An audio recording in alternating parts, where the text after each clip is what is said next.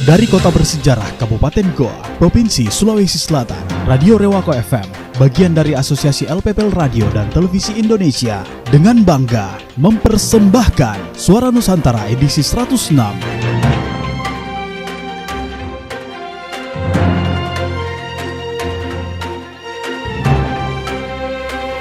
Assalamualaikum warahmatullahi wabarakatuh.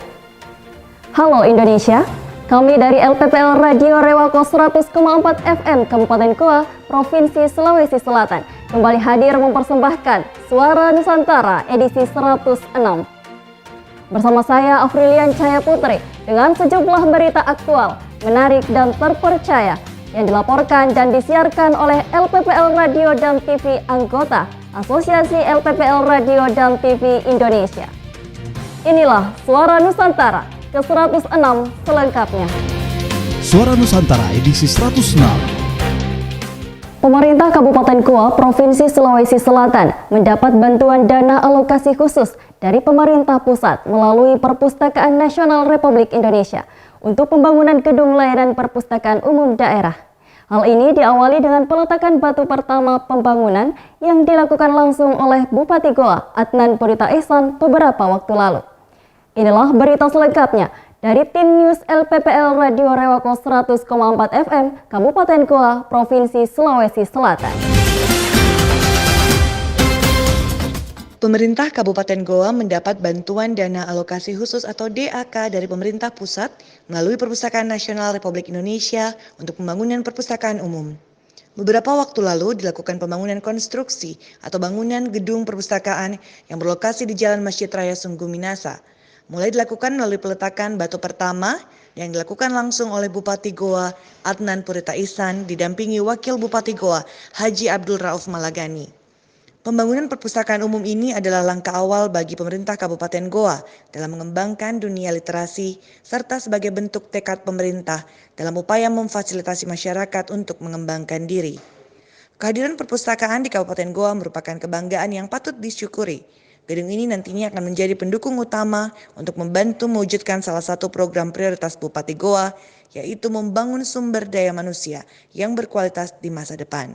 Alhamdulillah, pada tahun ini pemerintah pusat kembali mengalokasikan untuk pembangunan perpustakaan ini di wilayah Kabupaten Goa. Sehingga alhamdulillah pada hari ini dapat terlaksana peletakan batu pertama untuk pembangunan perpustakaan modern di wilayah Kabupaten Goa. Dari Sungguh Minasa, Kabupaten Goa, tim News LPPL Radio Rewako 100,4 FM melaporkan untuk Suara Nusantara. Kabupaten Muara Enim siap menggelar Pekan Daerah Kontak Tani Nelayan Andalan PEDA KTNA 14 tingkat Provinsi Sumatera Selatan tahun 2021. Kegiatan ini diharapkan agar para petani lebih kreatif dan inovatif guna mewujudkan Sumatera Selatan sebagai lumbung pangan terbaik tingkat nasional dapat tercapai. Berita selengkapnya disampaikan oleh rekan DJ Andre Taulana dari LPPL Radio Suara Muara Enim FM, Provinsi Sumatera Selatan.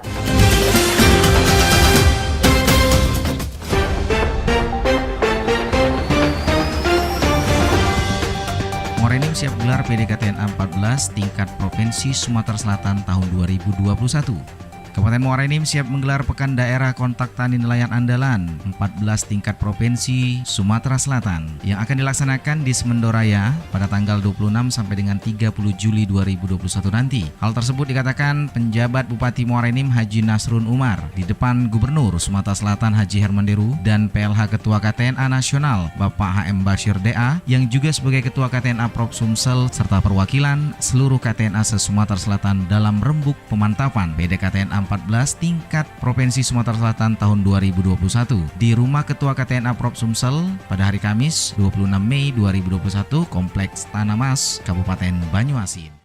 Kabupaten Muara Enim telah ditunjuk sejak 2 tahun yang lalu sebagai tuan rumah PEDA KTNA Sumatera Selatan ke-14. Oleh sebab itu, di dalam rapat-rapat kami selalu mengedepankan tagline, mari kita sukseskan Pekan Daerah Kontak Tani Nelayan Andalan tahun 2021 keempat. NU yang juga mengajak perangkat daerah teknis terkait diantaranya Dinas TPHP, Dinas PUPR, Dinas Kesehatan, dan Dinas Kominfo yang juga mengharapkan dalam persiapan ini tidak terlepas dari koordinasi dan komunikasi antar seluruh pihak terkait serta kerjasama dengan pemerintah Provinsi Sumsel. Apalagi nanti kegiatan ini akan digelar dengan penerapan protokol kesehatan COVID-19 sehingga gelaran ini dapat berjalan dengan sukses, meriah, dan lancar pada akhirnya dan juga dapat menghasilkan suatu produk ataupun inovasi yang dapat mendongkrak kesejahteraan para petani. Sementara itu Gubernur Sumatera Selatan menegaskan agar rembuk hari ini adalah rembuk terakhir. Artinya sekaranglah waktunya untuk memberikan masukan dan bantuan kepada Kabupaten Muara Enim sehingga melalui gelaran PDKTNA 14 ini untuk menjadikan petani yang kreatif dan inovatif guna mewujudkan Sumsel sebagai lumbung pangan terbaik tingkat nasional akan dapat tercapai. Merumuskan, sudah bukan merencanakan lagi, ini sudah merumuskan guna suksesnya pelaksanaan, penyelenggaraan, dan sukses di produknya. Jadi harus ada outcome-nya apa ini bagi petani nantinya. Ini yang harus kita buat rekomendasi. HD juga meminta kepada penjabat Bupati Muara Enim agar dalam penyelenggaraan PDKTNA dapat mengundang semua organisasi yang membidangi pertanian, baik itu swasta, pemerintah, ataupun suatu organisasi, termasuk undang juga provinsi-provinsi yang ada di dalam kawasan Belaja Sumba, yaitu Bengkulu, Lampung, Jambi, Sumatera Selatan, dan Bangka Belitung. Sementara itu Ketua KTNA Prop Sumsel HM Basir DA menyambut baik rembuk yang dikemas dalam silaturahmi ini. Dirinya meyakini kalau Kabupaten Muara Enim dapat sukses dalam pergelaran yang sangat bermanfaat bagi perkembangan dan kemajuan di bidang pertanian, terutama di Provinsi Sumatera Selatan dan Kabupaten Muara Enim tentunya. Andre Tolana, Suara Muara Enim Radio untuk Suara Nusantara.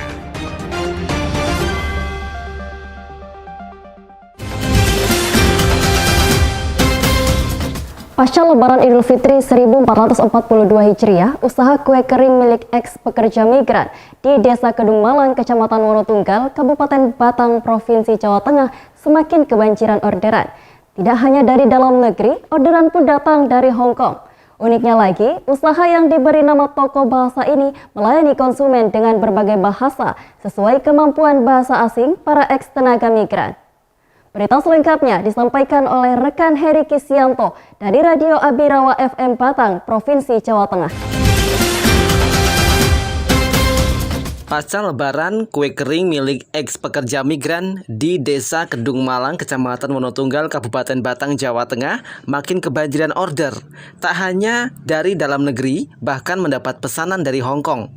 Pendamping kewirausahaan di Snaker Batang, Tati Istianingsih mengutarakan, desa migran produktif yang dibentuk dengan brand toko bahasa ini melayani dengan berbagai bahasa. Toko bahasa, kenapa toko bahasa? Karena kita di sini melayani jual beli dengan berbagai bahasa, misalkan Arab, Mandarin, bahasa Inggris kayak gitu. Pineapple, sugar, and what is that? What is this? I don't know this one. Powder like yes, correct. Ada 13 pekerja migran yang mengikuti program pendampingan dari Disnaker Batang dengan beragam keterampilan. Salah satunya adalah Ayu Soleha yang setelah 11 tahun menjadi pekerja migran di Arab Saudi dan Singapura yang kini memilih bergabung dengan 12 rekannya menjadi produsen kue kering. Semuanya alhamdulillah bermanfaat untuk saya untuk melanjutkan kehidupan di Indonesia. Agar tak kembali lagi ke luar negeri, para ex pekerja migran diberikan pendampingan bersama perangkat desa agar lebih produktif membantu perekonomian keluarga melalui produksi beragam makanan kecil. Desa migran produktif tujuannya untuk memberdayakan para ibu-ibu yang ex dari luar negeri agar tidak kembali lagi ke. Bersama 13 ex pekerja migran terus mengasah keterampilan dengan selalu memberikan inovasi-inovasi terbaru agar produknya semakin dikenal konsumen domestik maupun mancanegara. Pemerintah Kabupaten Jembrana, Provinsi Bali menggelar bimbingan teknis terkait pengembangan zona integritas desa dan sosialisasi hukum yang diikuti para perbekal dan lurah se-Kabupaten Jembrana di ruang pertemuan Gedung Kesenian Bung Karno. Berita selengkapnya disampaikan tim liputan Radio Ananta Praja Suara FM Jembrana, Provinsi Bali.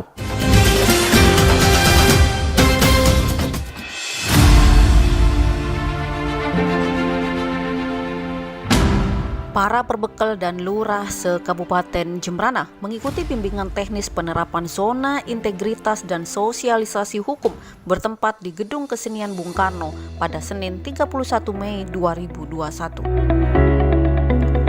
Acara tersebut juga dirangkaikan dengan penandatanganan fakta integritas dan launching e-surat dihadiri Bupati Jembrana Inengah Tambo bersama Wakil Bupati Igede Ngurah Patriana Krisna, Kepala Kejaksaan Negeri Jembrana Triyono Rahyudi SHMH, dan Dim 1617 Jembrana Letkol Infanti Hasrifuddin Haruna Esos, Asisten Administrasi Umum Setda Kabupaten Jembrana, dan para pimpinan OPD terkait di lingkungan pemerintah Kabupaten Jembrana. Kepala Dinas Pemberdayaan Masyarakat Desa Igede Sujana dalam laporannya menyampaikan sebanyak 41 perbekal atau kepala desa dan 10 lurah se-Kabupaten Jembrana mengikuti BIMTEK yang berlangsung sehari dengan tujuan untuk mewujudkan komitmen desa dan kelurahan bebas dari korupsi atau WBK dan wilayah bersih bebas melayani atau WBBM, serta mewujudkan manajemen perubahan, penataan sistem manajemen SDM, penguatan akuntabilitas kinerja, penguatan pengawasan, dan penguatan kualitas pelayanan publik. Sementara itu, Bupati Jembrana Inengah Tambo mengingatkan kepada para perbekal dan lurah untuk bersungguh-sungguh mengikuti BIMTEK ini agar dapat memahami serta mengimplementasikannya dan memberikan pelayanan yang maksimal kepada masyarakat. Ya, terima kasih kami ucapkan kepada pihak Kejaksaan Negeri Jembrana ya. Tentunya bimbingan teknis ini kami sangat butuhkan untuk mengawal daripada program-program kerakyatan yang ada di Jembrana. Jadi bimbingan teknis ini memberikan pagar dan rambu-rambu apa yang bisa dikerjakan, apa yang bisa dilakukan dalam rangka mengawal kesejahteraan masyarakat ini.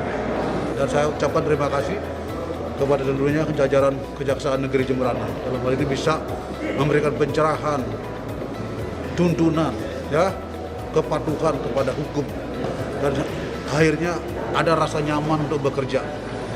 Ya, kita butuh speed tinggi pekerjaan ini. Tetapi kalau mereka masih belum paham, susah kita aja. Tetapi hari ini ada acara seperti ini dan bukan di tingkat kepala desa aja. Kami tadi sudah berdiskusi sama beliau. Kami pun di tingkat SKP ini akan lakukan seperti ini. Tunggu aja berproses, ya. Itu aja, makasih. Salah satu narasumber dalam BIMTEK tersebut adalah Kepala Kejaksaan Negeri Jembrana, Triyono Rahyudi SHMH, dengan materi pengembangan zona integritas pemerintahan desa. Dari Jembrana, tim liputan melaporkan. Sekretaris Daerah Kabupaten Purworejo, Said Ramadan, membuka secara resmi sosialisasi program dan manfaat BPJS Ketenagakerjaan serta implementasi instruksi Presiden nomor 2 tahun 2021 Kabupaten Purworejo. Berikut berita selengkapnya disampaikan rekan Reski Amelia dari LPPL Irama FM Purworejo, Provinsi Jawa Tengah. Pada Kamis 3 Juni 2021 bertempat di ruang Arahiwang Kompleks Setda Kabupaten Purworejo telah diselenggarakan acara sosialisasi program dan manfaat BPJS Ketenagakerjaan serta implementasi instruksi Presiden nomor 2 tahun 2021 Kabupaten Purworejo. Hadir dalam acara tersebut, Sekretaris Daerah Purworejo Dr. Andes Said Ramadan mewakili Bupati Purworejo bersama dengan Kepala BPJS Ketenagakerjaan Cabang Magelang Budi Santoso dan segenap OPD terkait. Dalam sambutannya, Bupati Purworejo yang diwakili oleh Sekda Kabupaten Purworejo Dr. Andes Said Ramadan menyampaikan bahwa program BPJS Ketenagakerjaan ini sangatlah luas. Manfaat BPJS Ketenagakerjaan tidak hanya dirasakan oleh peserta saja, namun bisa dirasakan oleh keluarga dan ahli waris yang bersangkutan. BPJS Ketenagakerjaan ini programnya cukup luas. Nah, maka dari itu kesempatan ini kita manfaatkan dengan sebaik-baiknya, dan impres ini masih baru, nanti akan dijelaskan. Saya kira banyak sekali manfaatnya, banyak penjelasan tentang hal ini. Nah, kalau kita tidak ikut, maka subsidi negara juga tidak bisa diambil. Jadi gayung bersambut. Kepala BPJS Ketenagakerjaan Cabang Magelang Budi Santoso menambahkan bahwa optimalisasi pengadaan BPJS Ketenagakerjaan di Kabupaten Purworejo sudah meluas. Bahkan banyak tenaga kerja yang sudah terlindungi oleh BPJS Ketenagakerjaan. Dalam kesempatan yang sama, selain sosialisasi Impres nomor 2 tahun 2021 juga dilaksanakan serah terima secara simbolis santunan kepada 2 ahli waris tenaga kerja yang mendapatkan jaminan kematian dan jaminan hari tua. Saya Rizky Amelia dari LPPL Radio Irama FM Purworejo melaporkan untuk Suara Nusantara.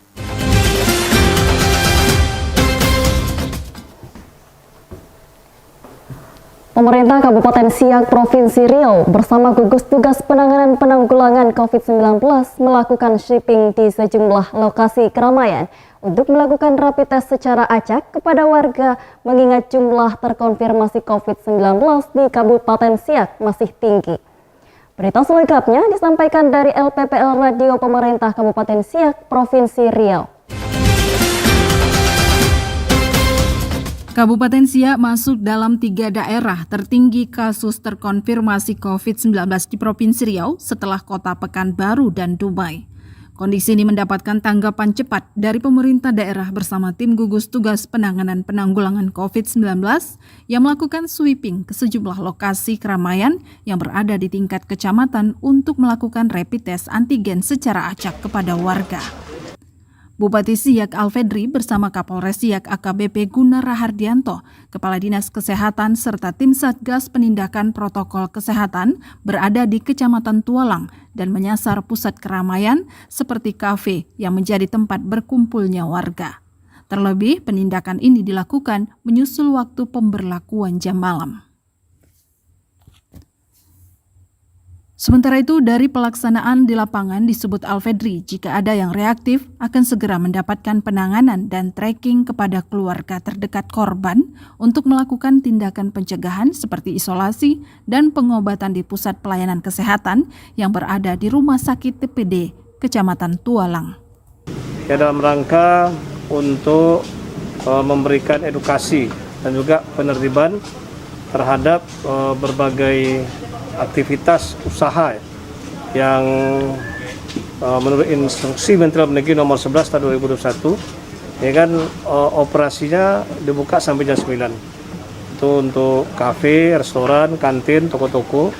Nah, ini yang juga kita ingatkan ya, sudah ada surat melalui Pak Camat dan Pak Pengulu untuk diingatkan kepada pemilik usaha, dan ini juga kita peringatkan malam hari ini termasuk untuk melakukan swab antigen terhadap para pengunjung untuk menjaring ya, dalam rangka 3T, tracing, testing, dan treatment ya. Makanya nanti kalau ada yang reaktif tentu ini akan ditindaklanjuti dengan swab PCR ya. Kalau nanti positif, nah itu tentu akan dilakukan tracing.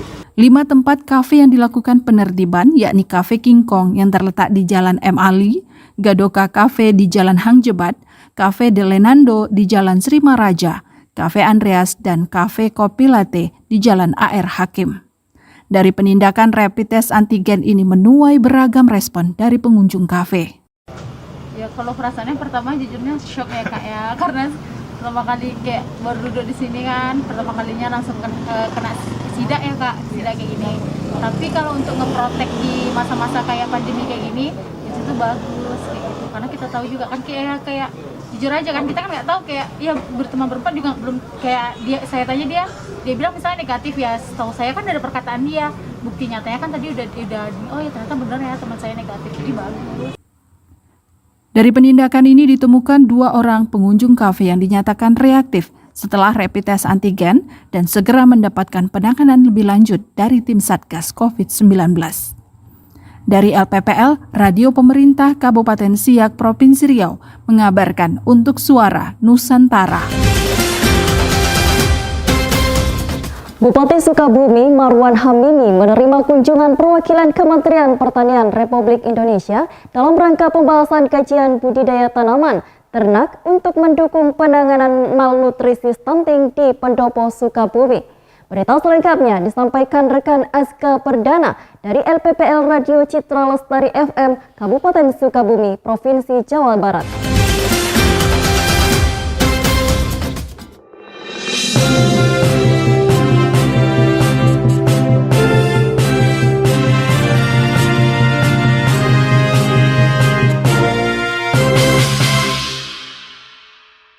Bupati Sukabumi Haji Marwan Hamami menerima kunjungan perwakilan Kementerian Pertanian Republik Indonesia di Pendopo Sukabumi. Dalam kunjungan tersebut, dibahas kajian budidaya tanaman ternak untuk mendukung penanganan malnutrisi potensial stunting, Jumat 28 Mei 2021. Ketua Tim Penanganan Stunting Kementerian Pertanian Republik Indonesia, Nandang Sunandar mengatakan pertemuannya dengan Haji Marwan untuk menyampaikan kajian budidaya tanaman dan ternak yang akan mendukung penanganan malnutrisi potensial stunting di Kabupaten Sukabumi, sehingga akan terjadi penurunan angka stunting di Sukabumi. Penyediaan gizi dan nutrisi tersebut menurutnya bisa dilakukan dengan memanfaatkan kembali lahan kosong di pekarangan rumah untuk menanam sayuran dan pemeliharaan ayam. Apalagi, ayam merupakan sumber protein yang mudah didapat. Selain itu, dirancang stimulan dengan memberikan beras, sebab beberapa keluarga stunting akibat malnutrisi, akses ke pangannya rendah. Dirinya berharap, strategi penanggulangan stunting berbasis tanaman ternak ini bisa diadopsi oleh semua daerah, apalagi hasil pengujian selama beberapa pekan sudah dapat berhasil. Bupati Sukabumi Haji Marwan Hamami mengaku bersyukur dengan adanya program ini, apalagi pemerintah Kabupaten Sukabumi memerlukan percepatan penanganan stunting di lapangan. Demikian informasi disampaikan Dinas Komunikasi Informatika dan Persandian Kabupaten Sukabumi. Dari Kabupaten Sukabumi, Jawa Barat, Kami TV melaporkan.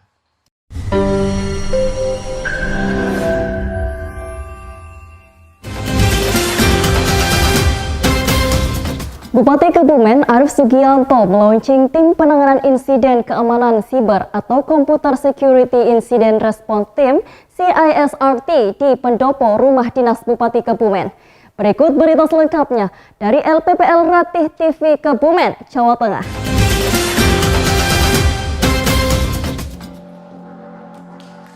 Bupati Kebumen Arief Sugianto, Rabu 2 Juni 2021, melaunching Tim Penanganan Insiden Keamanan Siber, Computer Security Incident Response Team atau CISRT Kabupaten Kebumen, Desa Online, sekaligus penerbitan sertifikat elektronik bagi kepala desa di Pendopo Rumah Dinas Bupati Kebumen.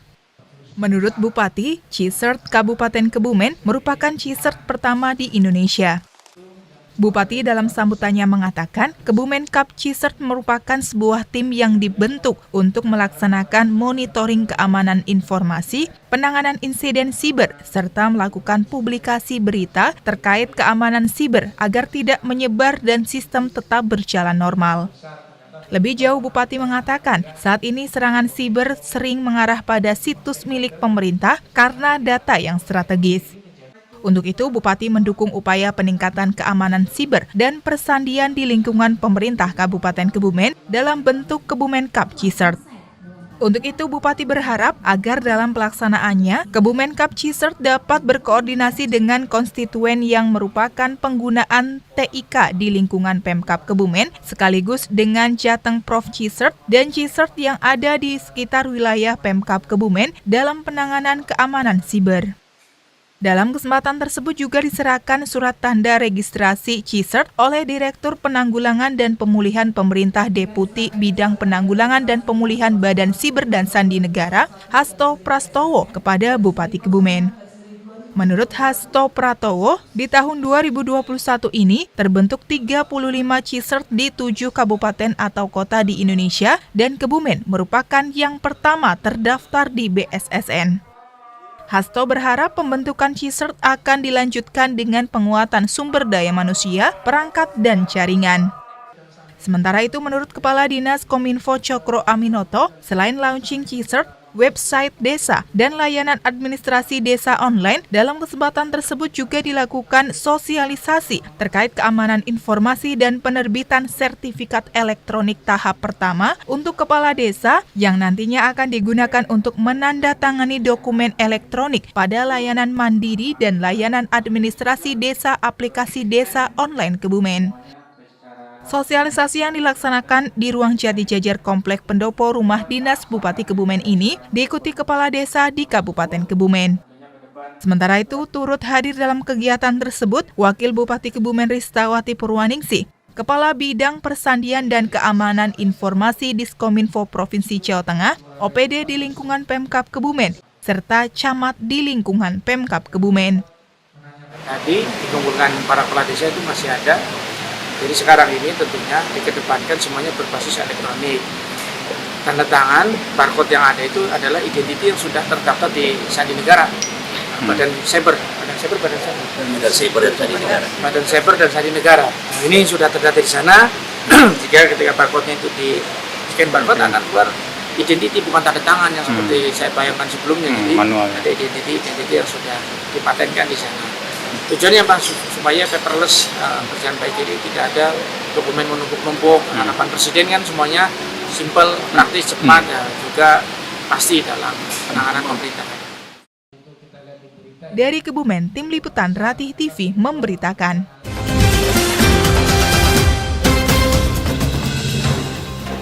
Demikian Suara Nusantara edisi 106 bersama kami LPPL Radio Rewako 100,4 FM Kabupaten Goa, Provinsi Sulawesi Selatan. Sampai jumpa kembali pada edisi Suara Nusantara selanjutnya. Jangan lupa selalu menerapkan protokol kesehatan dengan menggunakan masker, mencuci tangan, menjaga jarak dan menghindari kerumunan agar kita terhindar dari penularan COVID-19. Wassalamualaikum warahmatullahi wabarakatuh. Rewako Goa.